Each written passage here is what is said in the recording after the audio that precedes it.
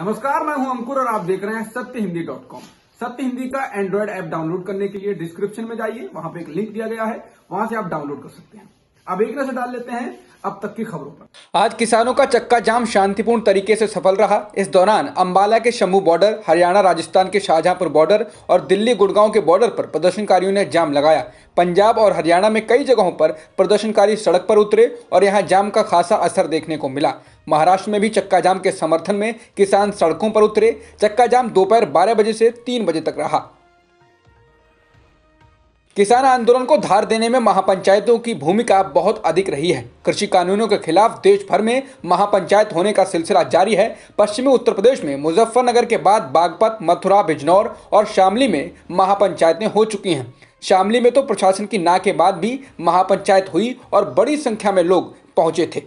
इसके अलावा हरियाणा के जींद और राजस्थान के दौसा और मेहंदीपुर बालाजी में भी किसान महापंचायतों का आयोजन किया जा चुका है। इसी क्रम में अब 7 फरवरी यानी कल हरियाणा के मेवात, दादरी और उत्तर प्रदेश के अमरोहा में महापंचायत होने जा रही हैं। मेवात की महापंचायत हरियाणा राजस्थान बॉर्डर के सुनहेड़ा इलाके में होगी। इन महापंचायतों में गुरनाम सिंह चडूनी, योगेंद्र यादव और राकेश टिकैत के पहुंचने की बात कही जा रही है। भारत में जारी किसान आंदोलन पर अब संयुक्त राष्ट्र संघ मानवाधिकार कार्यालय ने भी बयान दिया है। कार्यालय ने प्रशासन और प्रदर्शनकारियों से अधिकतम संयम बरतने की अपील की है। शुक्रवार शाम को जारी किए गए संदेश में संयुक्त राष्ट्र मानवाधिकार कार्यालय ने स्पष्ट कहा कि शांतिपूर्ण सभा और अभिव्यक्ति के अधिकार की ऑनलाइन और ऑफलाइन सुरक्षा जरूरी है। ये अहम है कि सभी के लिए मानवाधिकारों का सम्मान करते हुए समतावादी समाधान निकाला जाए। ऐसा पहली बार है जब संयुक्त राष्ट्र ने भारत में जारी किसान आंदोलन पर कुछ कहा है। अब तक सरकार और प्रदर्शनकारियों के बीच 11 दौर की वार्ता हो चुकी है, लेकिन कोई नतीजा नहीं निकल पाया है। अमेरिका में शक्तिशाली कांग्रेशनल इंडिया कॉकस ने भी बैठक करने के बाद भारत सरकार से आग्रह किया है कि वो लोकतंत्र के मानदंडों को बनाए रखें और प्रदर्शनकारियों को शांति से प्रदर्शन करने और इंटरनेट तक पहुंच की अनुमति दें। वहीं अंतर्राष्ट्रीय हस्तियों का किसान आंदोलन पर बोलना लगातार जारी है। रियाना ग्रेटा के बाद अब हॉलीवुड कलाकार सुजैन सैरेंडन ने भी किसान आंदोलन का समर्थन किया है। उन्होंने न्यूयॉर्क टाइम्स का एक आर्टिकल शेयर करते हुए लिखा है कि वो भारत में जारी किसान आंदोलन के साथ एकजुटता दिखाती हैं। वहीं दूसरी ओर एक्टर जमीला जमील ने भी कहा है कि वो लगातार किसानों का समर्थन कर रही हैं, लेकिन उनको इसके कारण लगातार हत्या और बलात्कार जैसी धमकियां दी जा रही हैं। जनसत्ता के मुताबिक दिल्ली के पूर्व उपराज्यपाल नजीब जंग समेत 75 पूर्व नौकरशाहों ने नए कृषि कानूनों के खिलाफ किसानों के प्रदर्शन के प्रति केंद्र सरकार के रवैये को लेकर खुला खत लिखा है। खत में कहा गया है कि किसानों को ऐसे गैर जिम्मेदार प्रतिद्वंदी के रूप में देखा जा रहा है जिनका उपहास किया जाना चाहिए, जिनकी छवि खराब की जानी चाहिए और जिन्हें हराया जाना चाहिए। पत्र में कहा गया है कि ऐसे रवैये से कभी कोई समाधान नहीं निकलेगा। उन्होंने कहा कि अगर भारत सरकार वाकई महत्वपूर्ण समाधान चाहती है तो उसे आधे मन से कदम उठाने के बजाय कानूनों को वापस ले लेना चाहिए और फिर संभावित समाधान के बारे में सोचना चाहिए। पॉप सिंगर रियाना समेत बाकी अंतर्राष्ट्रीय हस्तियों द्वारा किसानों के समर्थन के बाद बॉलीवुड से लेकर लगभग पूरा क्रिकेट जगत एक साथ भारत की एकजुटता और अखंडता की दुहाई देने लगा था। इन सितारों में क्रिकेटर सचिन तेंदुलकर भी शामिल थे। इसी को लेकर अब विपक्ष ने तेंदुलकर को निशाने पर ले लिया है और सचिन के ट्वीट से नाराज केरल के कोची में यूथ कांग्रेस के कार्यकर्ताओं ने उनके तस्वीर पर कालिख पोती है, जिसके बाद राजनीति और तेज हो गई है। बीजेपी ने इसे भारत रत्न पाने वाले कलाकार का अपमान बताते हुए कांग्रेस पर हमला बोला है। महाराष्ट्र के पूर्व सीएम देवेंद्र फडणवीस ने महाराष्ट्र सरकार पर हमला बोलते हुए कहा है कि महाराष्ट्र नहीं बल्कि पूरे देश के रत्न, भारत रत्न और मराठी लोगों के अभिमान सचिन तेंदुलकर का इस तरह से अपमान महाविकास अघाड़ी के नेता सहन करेंगे क्या?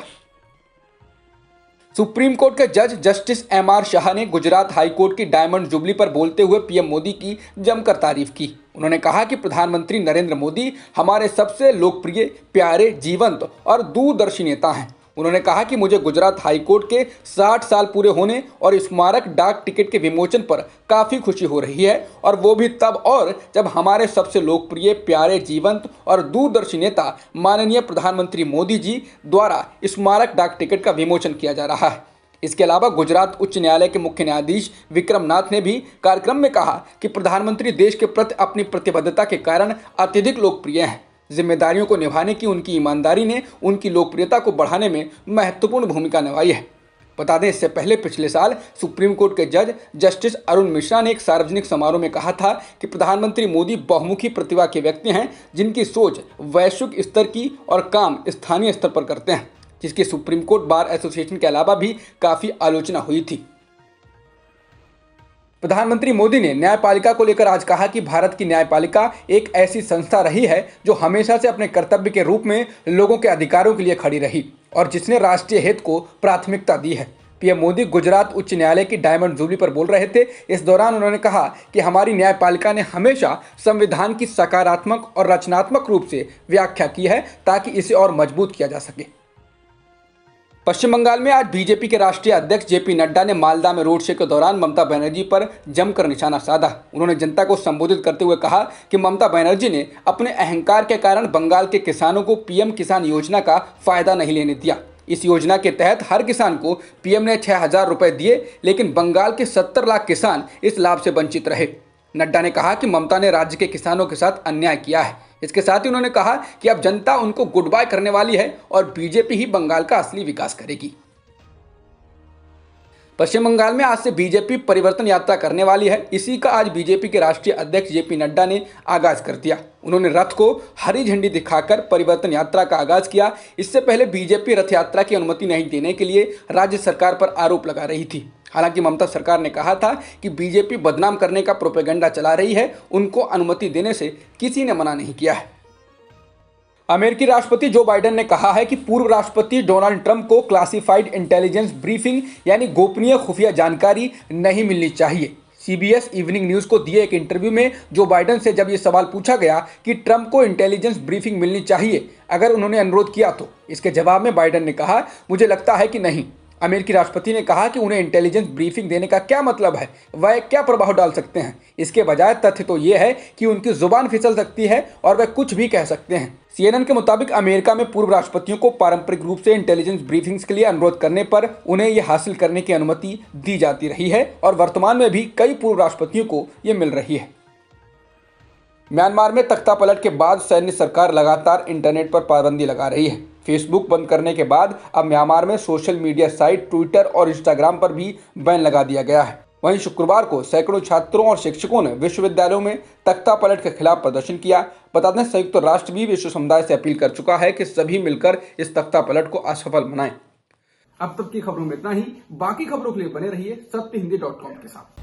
सत्य हिंदी का ऐप डाउनलोड करें गूगल प्ले स्टोर पर।